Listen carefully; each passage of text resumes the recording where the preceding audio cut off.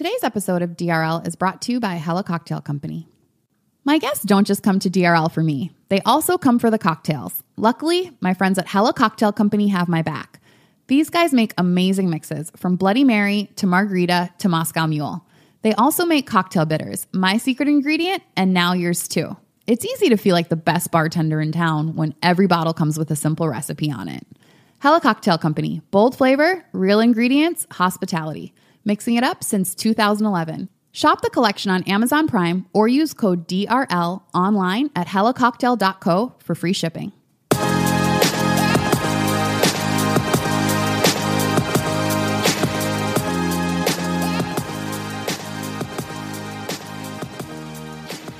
Hello, my lovely listeners. Welcome back to another episode of DRL, where we're talking everything dating, relationships, and love. I'm your host, Tennesha Wood. Today, I have Ryan with me. Hi, Ryan. Hey, Tennesha. Hey, y'all. Ryan is a good friend of mine. We met back in Minneapolis, and now Ryan lives in Brooklyn. Absolutely. Loving it. This is definitely not the best time to be in Brooklyn, but, after some of these sanctions are lifted, we'll be back to our fabulous lives.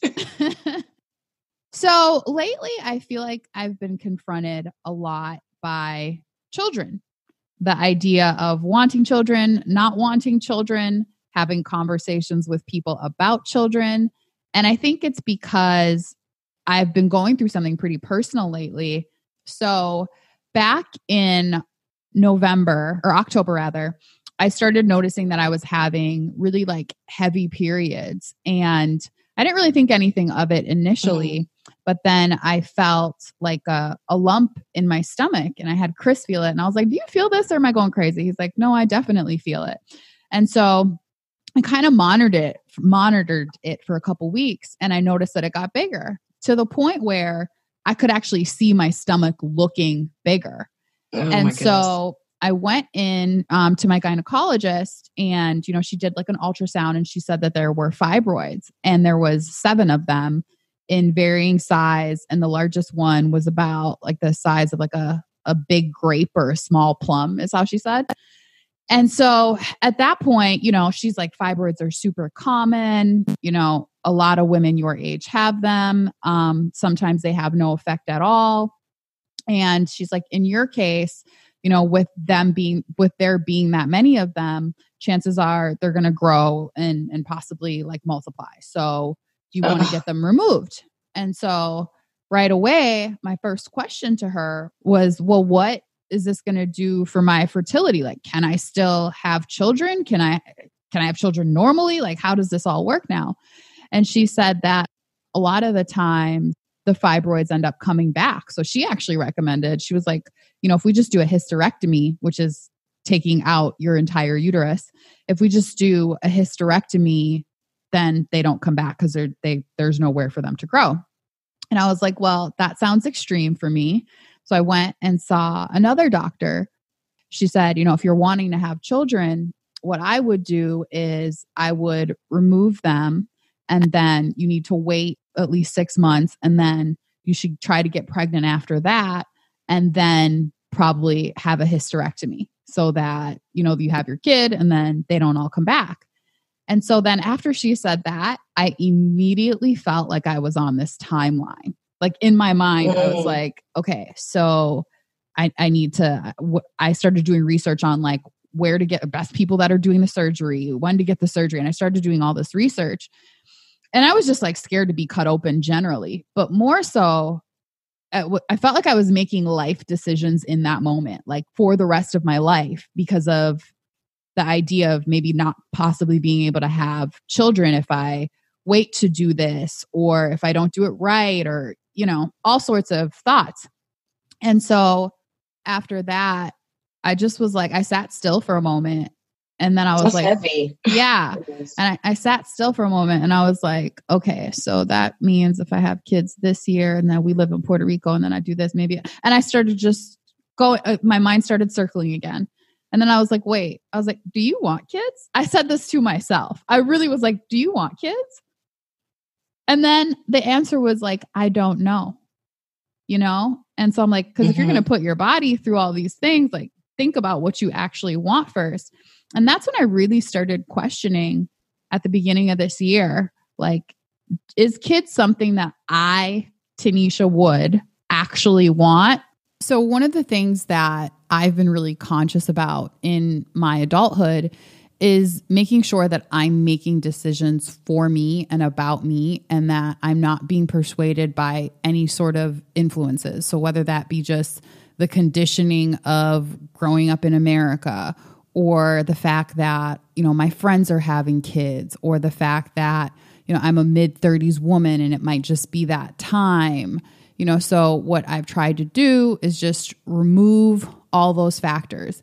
And when I remove all those factors, I'm really just faced with myself and my own needs and what I want for my life. And so that's the stage I'm really at right now, is figuring that out, figuring out if children is something that I really do want long-term, because, well, children are long-term. And I think that's also part of the reason that it scares me. If you've listened to this podcast over the last couple years, I talk about the fact that one of my fears is just anything that is forever really does sort of scare me. And having a child is forever. And that's a huge responsibility, and one I don't take lightly. And so I oftentimes wonder how a child would fit into my life. I am often sort of obsessed with my freedom and the idea of being able to do what I want to do when I want to do it. And I've really worked for that freedom, both in my personal life and in my professional life. And so the thought of being dictated by somebody else, or always having to consider somebody else when making any decision. And, a lot of people will say, well, isn't that the same as a relationship? You're in a relationship. You have to consult your partner when making decisions.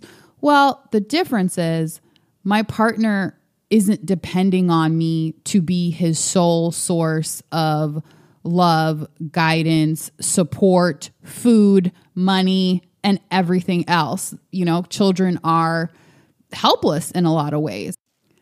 One of the things that's really interesting about how I view children is that I remember being young, maybe like in my teens, and you talk with your friends about, do they want to get married or have kids and things like that, And I remember always saying I didn't want kids. And I said that even in my 20s, and probably said that up until I was about 27 or 28. And that's when I really started shifting, like, oh yeah, of course I want kids. And I don't know where that came from during that time period, but I do think that at that point, there was probably some societal cue that I was taking that let me know, hey, it's about that time. This is what you should be doing. And I should also point out that, my boyfriend does have children, and I love them, and I have my own special relationship with them. And I'm not their mother. They have a mom who loves them very much, and I take on a motherly role with them a lot of the times. But I do think that that is different. And I'm not discounting the role of other caregivers like step parents or other family members who step in to take care of a child, or any of those other relationships in which a child is being loved and nurtured. Those are all amazing bonds. But for me personally, I do feel like my experience with my boyfriend's children is different than their mother's experience with them is.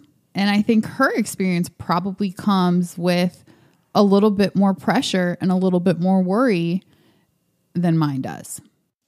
Chris has kids already, so he's pretty neutral on it. He's like, if that's something you want, like when we first got together, because I knew that he had children, I was like, is that something you want? Like, it was so important for me that his answer was yes before moving into the relationship, because I'm like, well, I'm going to want my own kids. And if he doesn't want that, then what's the point? And so he was like, yeah, I definitely want more kids. So I was like, okay, cool. And now, 3 years later, I'm like, wait, do I even want kids? Like the thing that I was making a big deal of, do I want kids? And I truly don't know. I go back and forth. there are some things about my lifestyle and just who I am that I don't think lends itself to children well. And I frankly don't know that I'm willing to give up some of the freedoms that I have. So long story short, when I was thinking about this, I kept thinking about you, Ryan, because me? Yes. I'm the poster girl for this. No, I remember when you told me one day where were we? We were at this Mexican restaurant, like on the I remember that. Upper East Side. In NYC. Yeah. And I remember you telling me that. And I remember thinking, well, why did you get married if you didn't want children? Which is a really common question. Yeah. Common question. And to be honest, since then, I actually know the answer. I still want companionship, whether I want children or not. And I still want to create a certain type of bond with the person I'm with. And it doesn't have to be children. And for you, that's marriage. I don't mean put like words in your mouth, but this is what I am thinking that the answer is for you, but it could be different. That's so great, because you definitely were side-eyeing me in that conversation. And now you come around and you're like, you know what? I didn't even need to ask you. I done figured it out. That's beautiful. You've been married now for about 2 years and you don't want children. And have you ever wanted children? You know what? I think there might have been maybe a short period of time where I was okay with the idea. But when I really go back and try to think, when did it change? Because I'm always wondering to myself, when did this switch happen? And I don't think it was a switch. I just don't think I ever envisioned myself having kids. And then I got into closer to the age where that was, the next step, like you said.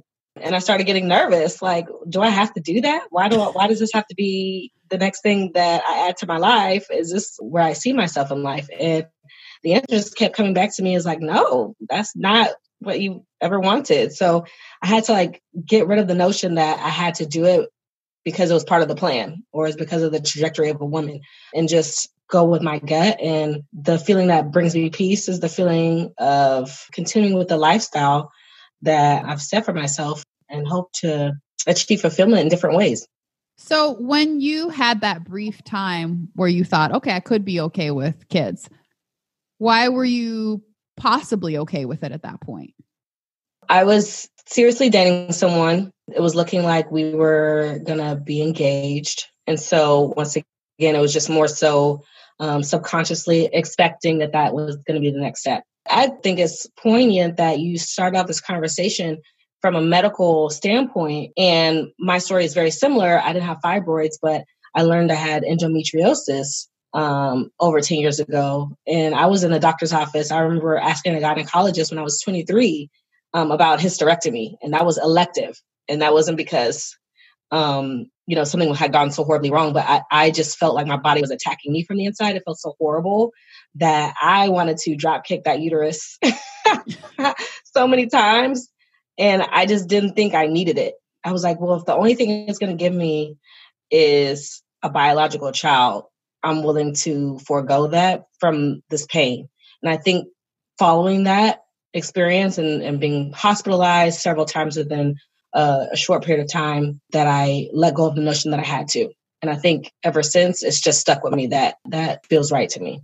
So when you were dating people, did you tell them that, I don't want children? Was that a conversation that you would have up front?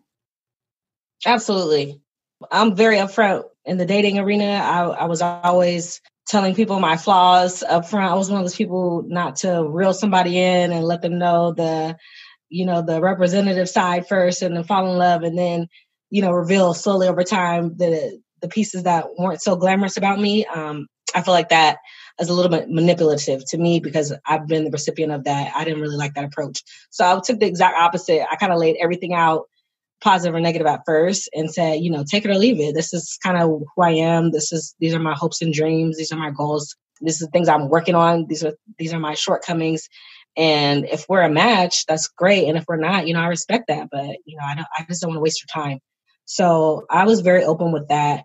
And especially once it became more solidified, I was honest and upfront that, hey, I don't believe that I have the desire to bear children. So if that's a goal of yours in life that you really feel like you need that to feel fulfilled, then I don't think I'm the partner for you, because I can't guarantee that I'll ever come around to that feeling. And I don't want anybody to feel that they can convince me, because I've been told that as well. Like, oh, I can just convince you later. But before I was so sure, I would just say, hey, I'm on the fence about this. I'm not sure if I ever want kids, but I just want to let you know that right now it's tipping the scales towards no. So what do you think about that? And I'll kind of open up a conversation that way. And how did most of the men that you were dating react to that? A lot of the ones that end up dating seriously were okay with it. And they were either, they were not so gung-ho on having kids, because anybody that said, you know, oh, I for sure want to have kids, I want to have a big family, that never became a boyfriend.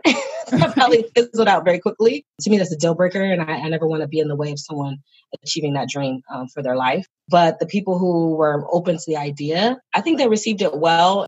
But I did have one boyfriend who was okay with it up front. He said, absolutely, you know, I don't really need kids either. I never really got along with kids.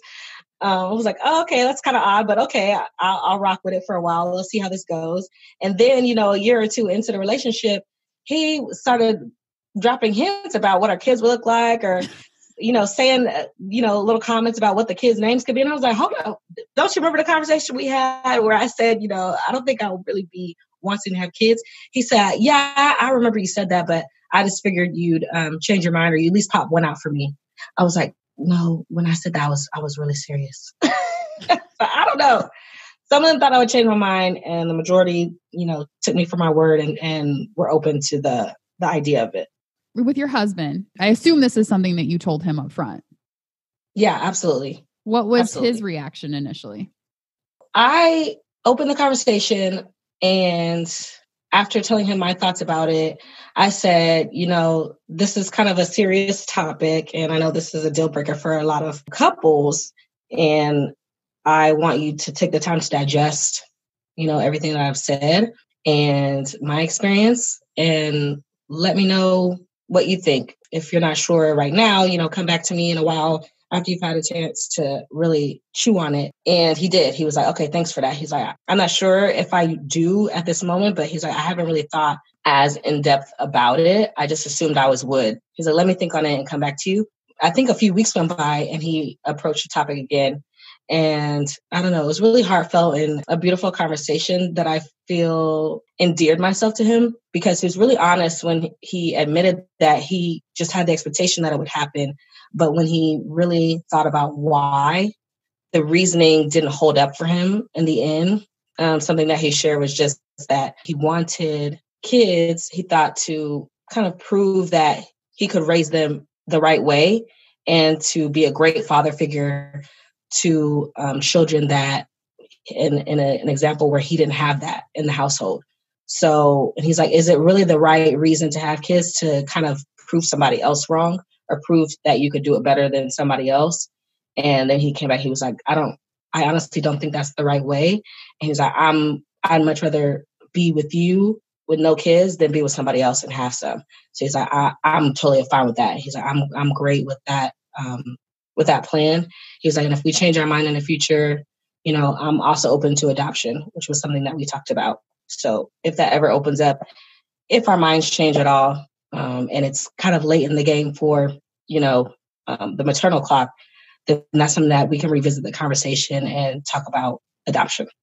How soon into the relationship or the courtship did you guys have that conversation? Well, we were friends for 4 or 5 years before we started dating. So this also, you can't just say, oh, I told him within the first month of, you know, talking about should we date or not, because it wasn't that I just met him a month ago. I had already known him for several years. Putting that aside, when we talked about the possibility of us dating, we were long distance. I visited him from New York and he was in Chicago at the time. And I believe maybe a month or two after that, I had talked to him about, hey, this is kind of my thoughts about kids. What do you think? So it wasn't long into us courting. And this was before, you know, we were officially boyfriend and girlfriend. I just really don't believe in wasting people's time. And I was on the track for dating for marriage. So I don't want to get too far along into dating someone and find out that we weren't aligned on raising children. That's really great that you did that. because I think a lot of people do take the opposite approach where they say, let me see where it's going first. When things get serious, like let's really see first before giving people that information. It's like they almost wait until they have a person's heart before dropping like a bombshell, like, hey, this might be a big thing for you and it's not for me. Yeah, I just think that's so odd. And I wonder if it's more so something that happens with the men that are able to do that versus women, because there's such a stigma against women who don't want kids, where that is not so much the case for men, I don't believe. So for a woman to go that far down and then tell someone at the end that, oh, by the way, I'm not really interested in carrying our biological children, to me, that's a waste of both of our time. Like, I don't want to date somebody for years and then this happened and then they be resenting me for the rest of our relationship. Or on the other hand, try to convince me for the rest of our relationship to have the kids. I never wanted that feeling. I gave them the out early on. I think that's the reason why my current husband and I said current, like there's a different one. Why my husband and I were such a great match, because that's how I knew that this was the person for me, because we were aligned on so many of our foundational values, and that being one of them. Did you tell your family that you didn't want children?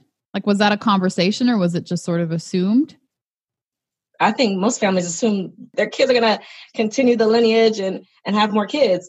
So they thought I was joking for so many years, and then I would, grow out of it or change my mind, but I didn't. So when I got engaged, I had to break it to them a little bit more, or maybe it was after we got married. I think it was before we got married. We were engaged or dating. And I told my parents, like, no, we're not thinking about having kids. We talked about it. I don't foresee that as a plan for my future. And Eric is aligned, and we're really happy, being committed to one another and growing our lifestyle that way. And they were okay with that first. I was like, oh, my parents are real cool. They was down. I asked them, were they, salty or anything?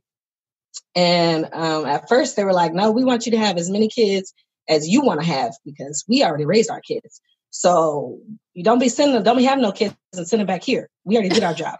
So we want to take the grandparent role at this point. We would love to be grandparents, but if you want to have kids and end up not wanting them, they said, no, don't do that then. We support whatever decision, because you got to want them yourself and be the mom and raise them with your husband.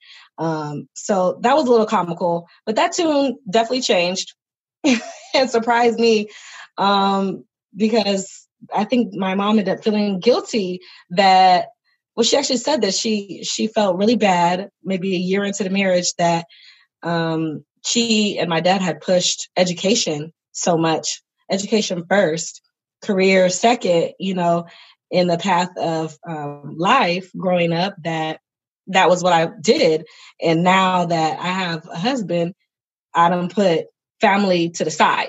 So my mom feels like maybe if she pushed that concept as well earlier on, even though, it's hard when you're trying to prevent teenage pregnancy as well in the household, she felt like that message got lost, and I didn't grow up with that as a key pillar for my life. And so that kind of made me sad, but they accept it. They're not pushing me. She just wanted to let me know it did make her sad. Does your brother want children? Absolutely. Okay. Yes, he does. So they still got some grandkids coming then. Please, God, he got the juice. I was like, you got the juice now, bro. Like, you take it for the family. Please get them off my back. I pray for him just as hard as I pray for myself.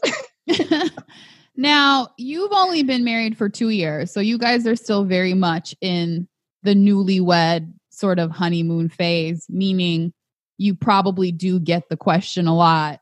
Oh, you guys are married. Congratulations. When are the kids coming? I'm sure that next question happens all the time. How do you respond to that?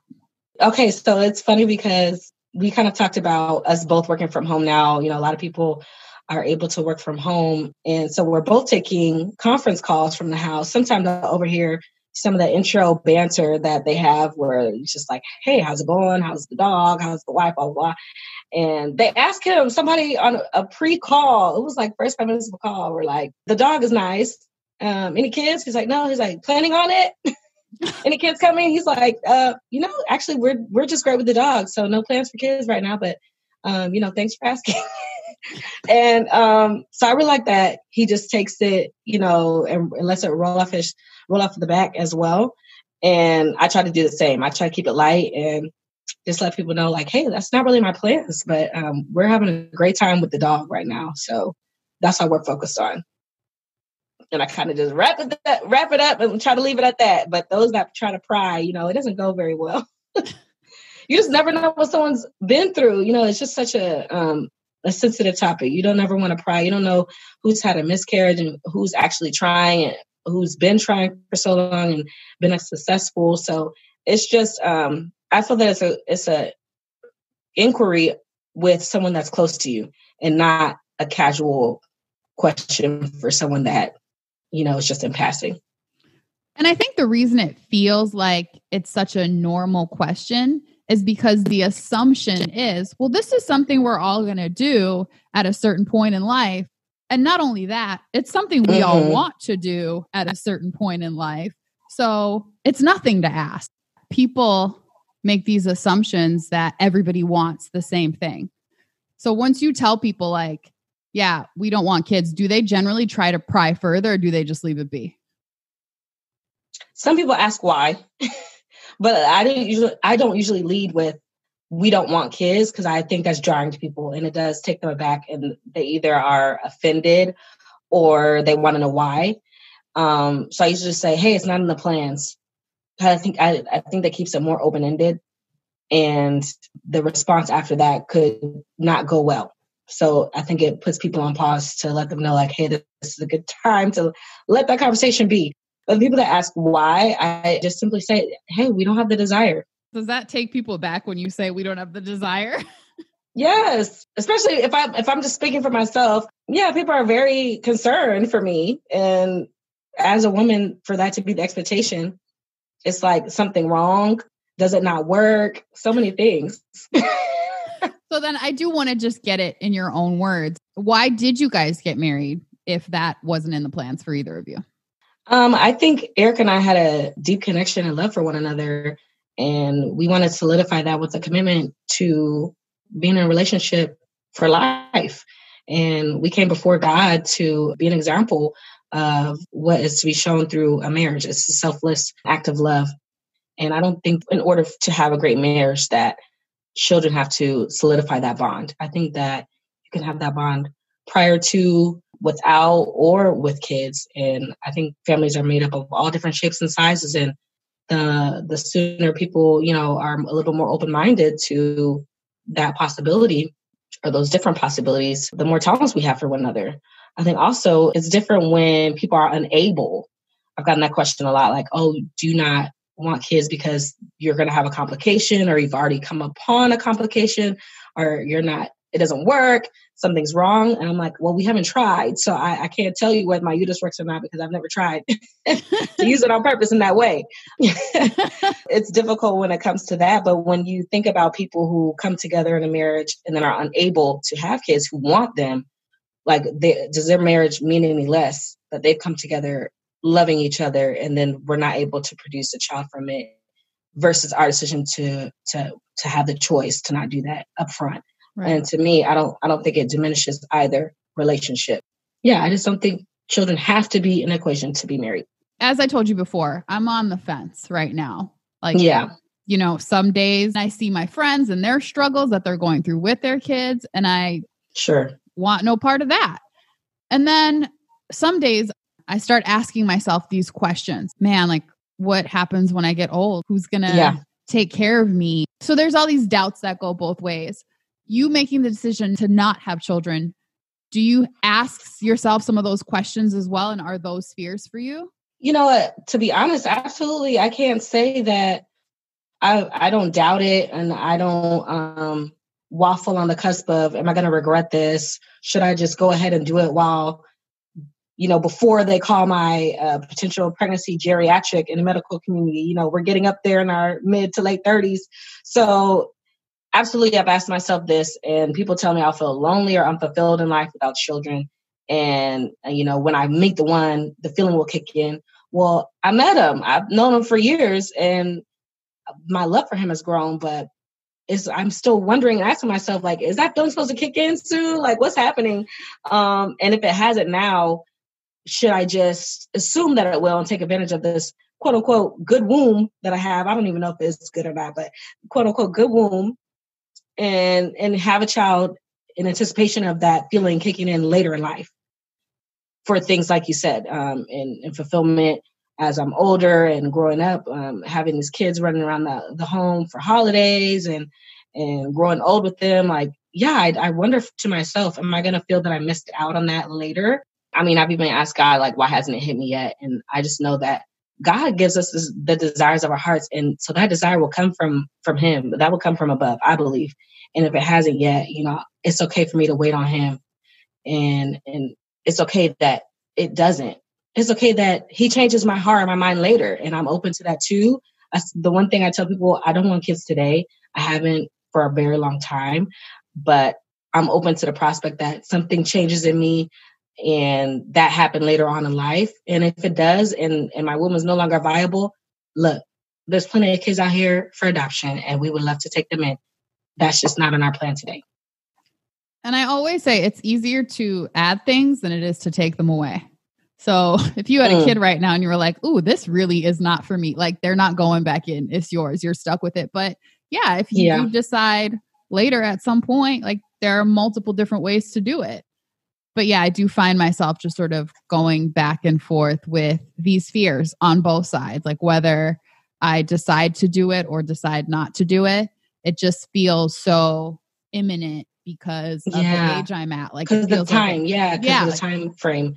I just want to encourage you that, because I've had to remind myself and tell myself this, but your value as a woman is not tied to or linked to what you choose to do with your womb, period.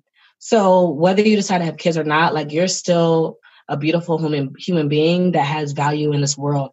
And I think when you just digest that, it makes the decision that you have in front of you a little bit easier to grasp. Do you like sort of look up to certain women like Tracy Ellis Ross that have, made the decision and have been pretty bold and vocal about it? Yes, just in a sense that I appreciate their candor and their openness to talk about it publicly so that others such as myself don't feel so alone or stigmatized, because the more that we hear from people talking about their experiences, the more that we normalize those experiences. And this is one of them. That gave me a nice sigh of relief to hear from, some more well-known people that I'm not abnormal. There's nothing wrong with me. They've gone through the same, inner turmoil with themselves, kind of the internal questions that you were just talking about, and came to a conclusion that is counterculture, and it's okay. So yeah, definitely look up to her for that. But I look up to anybody who just lives their truth out loud, right? Whatever that may be. I look up to a lot of moms. I think moms are superheroes. And I have a lot of friends who have kids my age and have had them for several years. And I think the stuff that they've been able to do and are able to continue doing is amazing. And I also don't see myself with it. I don't see myself in it. And so it's something I can admire them for. And I always laugh because my husband and I, we have about 6 godchildren. So people, regardless of what we say, they're seeing things in us that we don't see.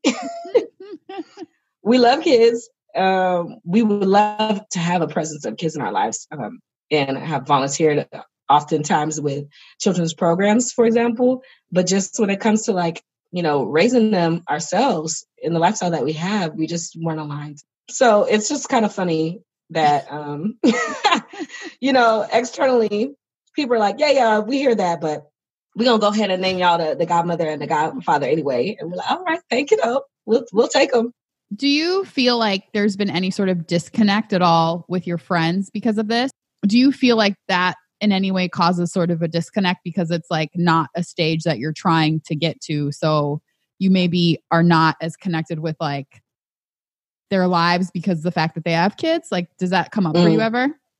So 2 things to that. So I think there's opposite sides. One, I have mom friends who feel that they can kind of confide in me sometimes when they're frustrated and actually say like, hey, I envy you right now, Ryan. Like, you have all this free time and you're able to take a freaking nap.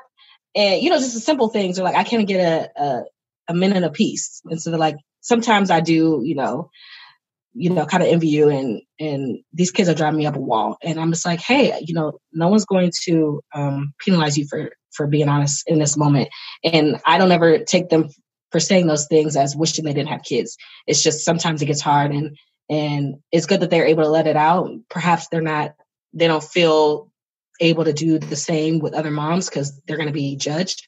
But so on one hand, I do kind of get the moms that have been my friends for a very long time that are more honest with me, and I appreciate. And I don't judge them for, those moments whatsoever, because they don't judge me for my moments either.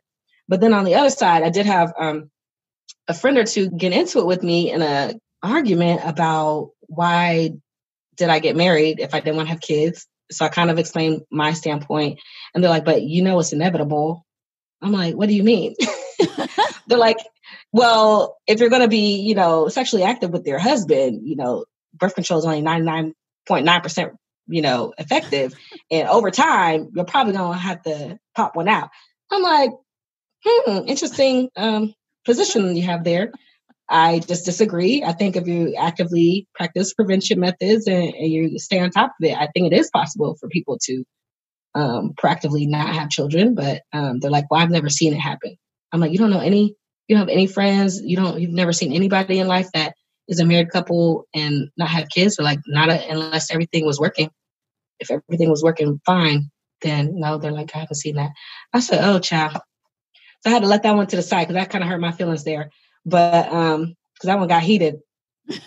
So they wanted me to proactively prepare for it because it's going to be inevitable. And I was just like, I don't agree with that. And please don't wish it on my life because it's not what I want.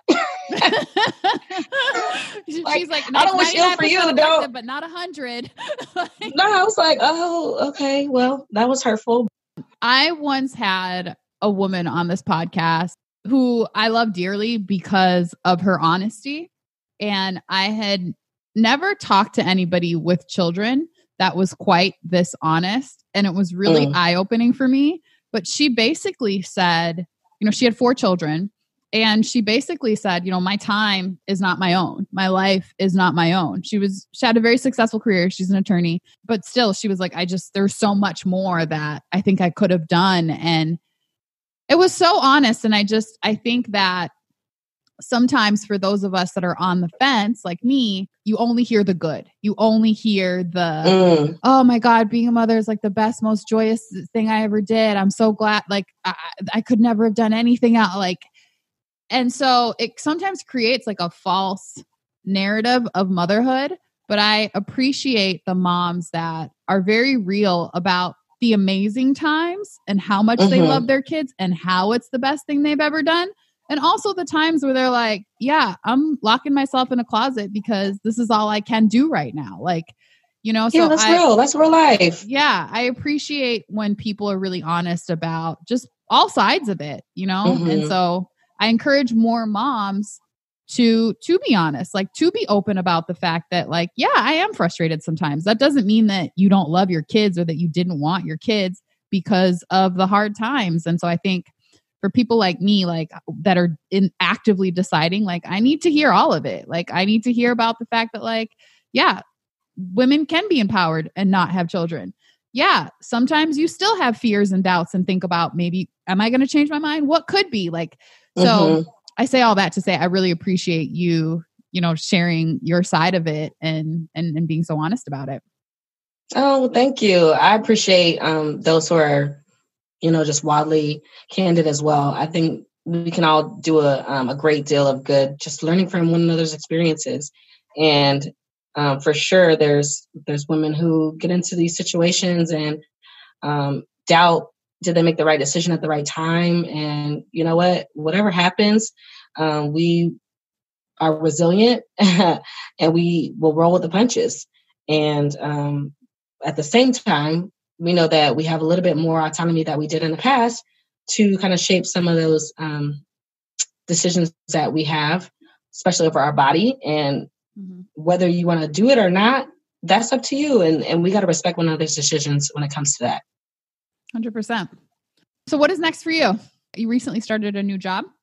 We do fragrance consulting for fragrance brands, and our key expertise is in the Middle East. So brands that are from the Middle East are looking to globalize, or international companies that are looking to enter that market and need that on the ground expertise. It's something that we have both sides. So it's really been a great time, and I'm looking forward to seeing how we expand. I miss being in New York because every time I would see you, you would always bring me a little bottle of some perfume or something. I know. People started knowing me as just for that, and they would be like, fiends scratching their neck, talking about, "Hey, you got any more that? You got any more of them scents? You got that fragrance for me?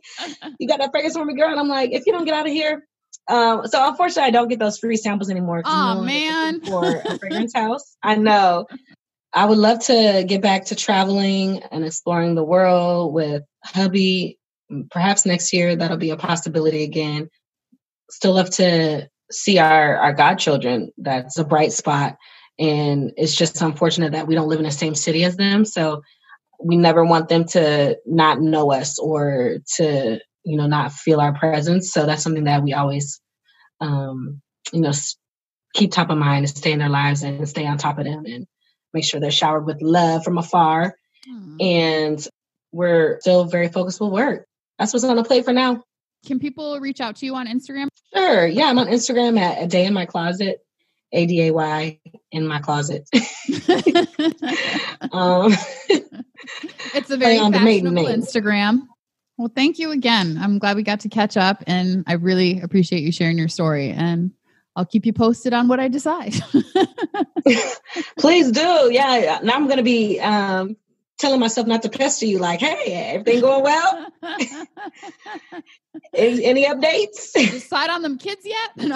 Right. Doing the exact opposite of what I want people to do to me. So you are very welcome, love. It's been a pleasure, and it was definitely nice catching up with you. You guys, please reach out to me at Tennesha Wood on Instagram, Facebook, and Twitter, and let me know what you think of today's show.